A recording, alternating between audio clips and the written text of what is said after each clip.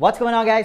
Today, I want to talk about something that's still a hot topic in the fitness industry. It still gets brought up by a lot of experts out there as the truth. And it's the calories in versus calories out model of weight loss. And I see a lot of followers of this model in the comment section of a lot of my videos. So let's talk about it, because this is still considered conventional wisdom by a lot of people. You know, just eat less and move more. Just be in a calorie deficit, bro. It's all about the calories. It's calories in versus calories out. If you're not losing weight, then you're eating too much. It's your fault. You need to be in a calorie deficit. And this is my favorite. This is just first law of thermodynamics, bro. Duh. Yeah, we're gonna talk about that today. This is almost like a religion for these people. But then you also have other people that says that calories don't matter. It's all about the composition of the food that you're eating, or just eat intuitively, or you should just never eat sugar ever again. Guess what? The truth is, it's somewhere in between those two. And that's what I'm gonna talk about in this video.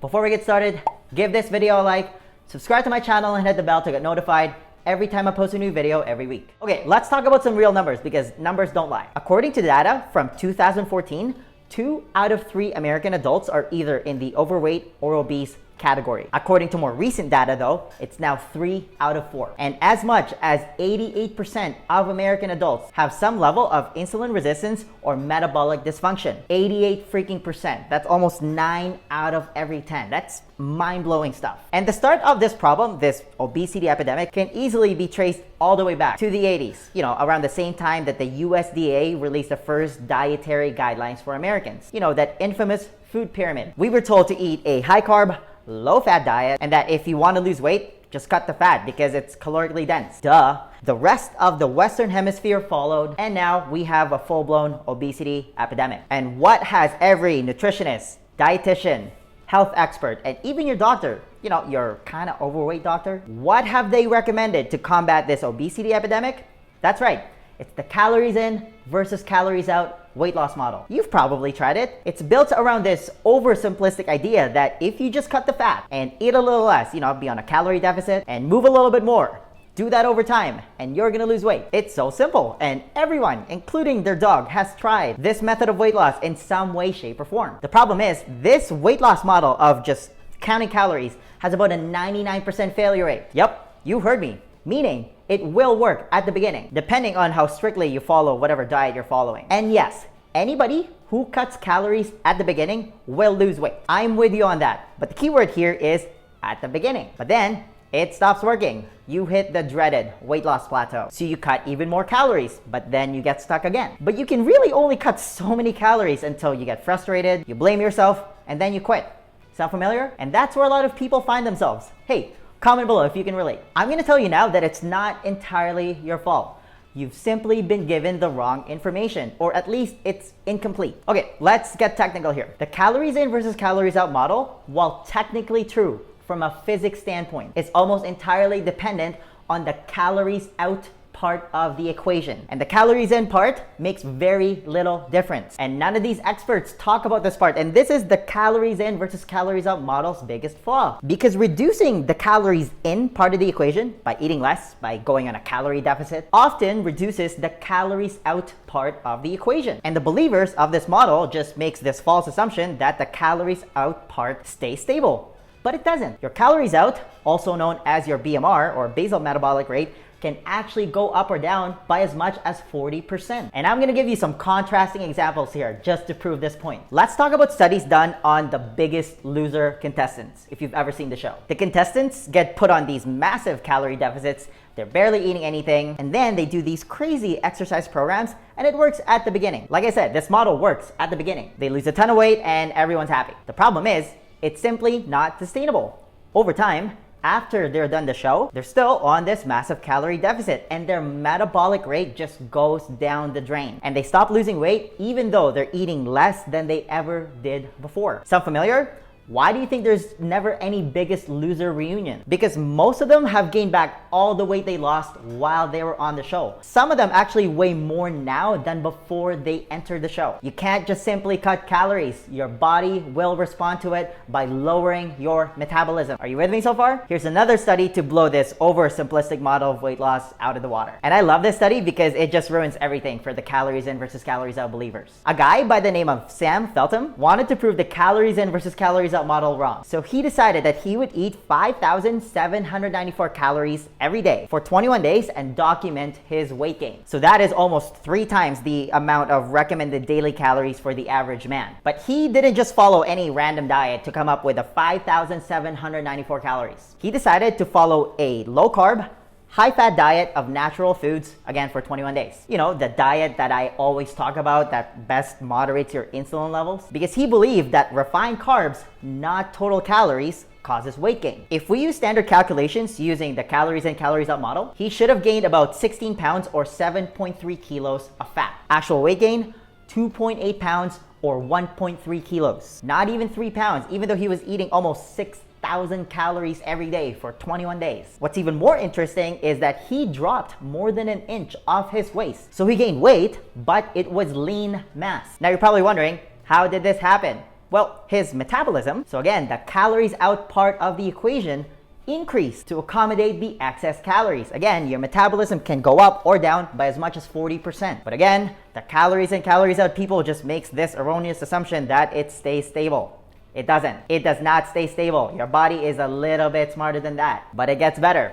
In another experiment, Feltham again ate 5,794 calories, but this time he ate the standard American diet, which is high carb, low fat, with lots of highly processed fake foods, which are extremely insulinogenic. So lots of the fat storing hormone insulin gets produced, and the results were predictable. He gained 15.6 pounds or 7.1 kilos in 21 days, and his waistline ballooned by 3.6 inches. So how could he eat the same amount of excessive calories but have his body react completely differently between the two diets? It's clearly a little bit more than just calories. Your diet composition, specifically how your body reacts to it physiologically, and your body does this by secreting certain hormones, plays a huge role when it comes to determining your body weight. So let's talk about how your body works, because there's really only 2 places you can get your energy from. And again, this just gets ignored by the calories in, calories out experts, because your body actually functions as a 2-compartment system. The calories in, calories out model needs your body to function as a single compartment system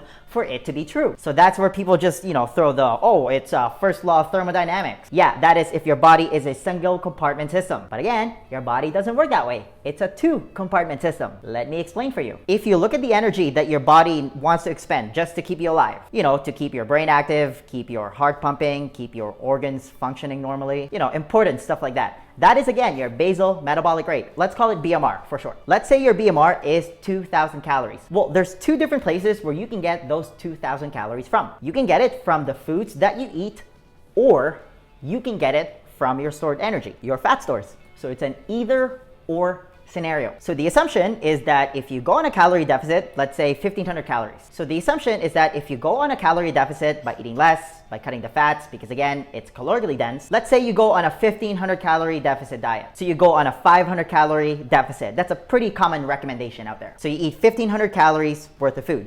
The convenient theory is that you'll make up that 500 calorie deficit from your fat stores, and your 2,000 calorie BMR will stay stable. Now, 1 pound of fat is about 3,500 calories. So if you do some simple math, with a daily 500 calorie deficit times 7, that is 3,500 calories in 1 week. So therefore, you're gonna lose a pound a week, and you're gonna lose 52 pounds in 1 year, and you're gonna weigh 0 pounds in a few years. That is just bro science. Because of course, if that was true, we would all be walking around with a 6-pack. And 3 out of 4 people in the US wouldn't be overweight or obese. And this is the weight loss model, the calories in versus calories out model that we have been led to believe for decades now. This is still considered conventional wisdom today. And almost everyone I know has done a calorie deficit diet. And it's almost never worked for anybody for a sustainable amount of time. You cannot just go on a calorie deficit diet and not expect your body to react to it. Again, your body is so much smarter than what we give it credit for. Your body is not just a simple mathematical equation. The other major flaw of the calories in, calories out model is that it assumes that your body treats all calories equal. But in order for that to be true, 300 calories of eggs would have the same fattening effects as 300 calories of donuts. But they're not the same, not even close. And anybody with common sense should know that. Because the minute that you put those foods in your mouth, your body's physiological response to it are completely different. With the donut, because it's highly processed and full of sugar, your insulin goes up because you just spiked your blood glucose. All you have to remember is that if your insulin goes up, you turn off fat burning. You're in fat storage mode. With the eggs, because it's mostly fat and protein and is unprocessed, your insulin stays relatively stable. So what that means is that if you take equal calorie portions of food, certain foods are more fattening than others. That is, donuts are more fattening than eggs. And that's just common sense, right? And this always drives me up the wall when it comes to a concept like calories, because we abandon all common sense and we start making up rules to justify eating certain foods, and it usually leads to overconsumption. For example, we start eating low-calorie ice cream, and because it's low in calories and it conveniently fits your macros, we start eating it every day. People start drinking Diet Coke instead of regular Coke. We think that because it has 0 calories, then it must be better for you. And if we're strictly just talking about calories, then you should just drink Diet Coke all day. It's 0 calories. Yeah, good luck with that. And if you look at studies, diet soda is always related to weight gain instead of weight loss. Again, because your body still has a physiological response to diet soda and artificial sweeteners, even though it's branded as, again, having 0 calories. And I've got some breaking news for you. Your body does not count calories. Do you have no calorie counter in your stomach? Do you see a calorie counter there? But then this is when you hear people say, oh, I burned 300 calories during my workout. I can eat a 300 calorie donut. I'll just burn it off. No.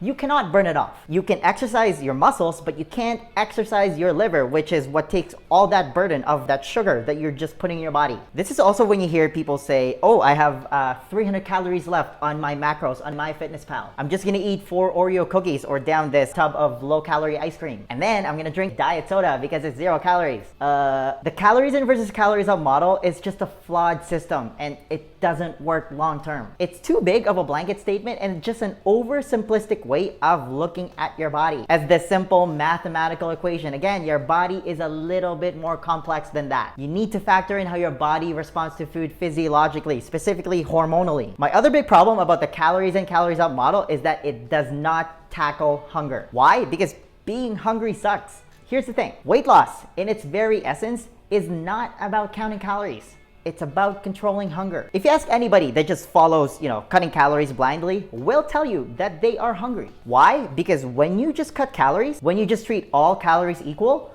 fat is always the first to go because fat is the most calorically dense. That's why people think that fat makes you fat. But if you look at it from a satiety standpoint, it's extremely filling. It's extremely satiating. Think about eating a piece of ribeye, for example. And when you eat fat, it also activates cholecystokinin or CCK, which is your satiety hormone. But if you just take it out of your diet and you start eating low-fat foods like, rice crackers, or just low-fat and low-calorie versions of foods like low-fat cheese, low-fat sour cream, or skim milk, for example. And this is really when the problem starts, when you start getting into what I like to call frankenfoods or fake foods. They're not satiating at all. You're gonna be hungry, and you can really only hold off hunger for so long. You are literally going against your hormones here. You are going against physiology, and your physiology will always win. And this is what leads to grazing on food all day, eating 6 small meals a day, eating protein bars or granola bars, which again are highly processed, which again are extremely insulinogenic, which makes them all extremely fattening. Which brings me back to my original point.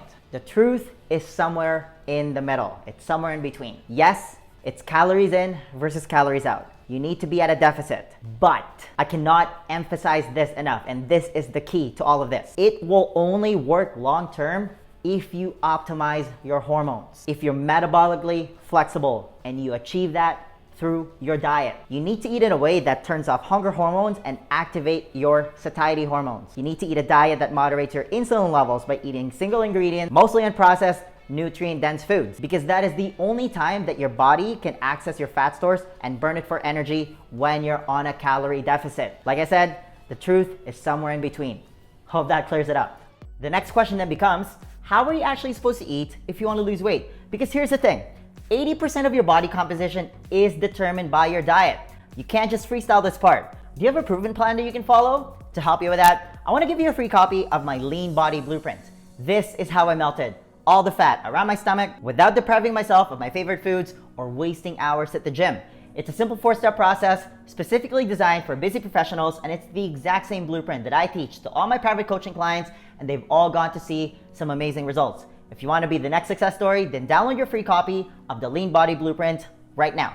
There's going to be a link somewhere at the top here or in the description box. Just click on it, type in your email, and I'll send it to you right away. All right, that's all I've got. Give this video a thumbs up if you enjoyed it and share it with your friends. Please subscribe to my channel if you haven't already. I post a new video every week. And hey, leave a comment below if you have any questions about this video. Thanks for watching, and I'll see you in the next video. First, a high five.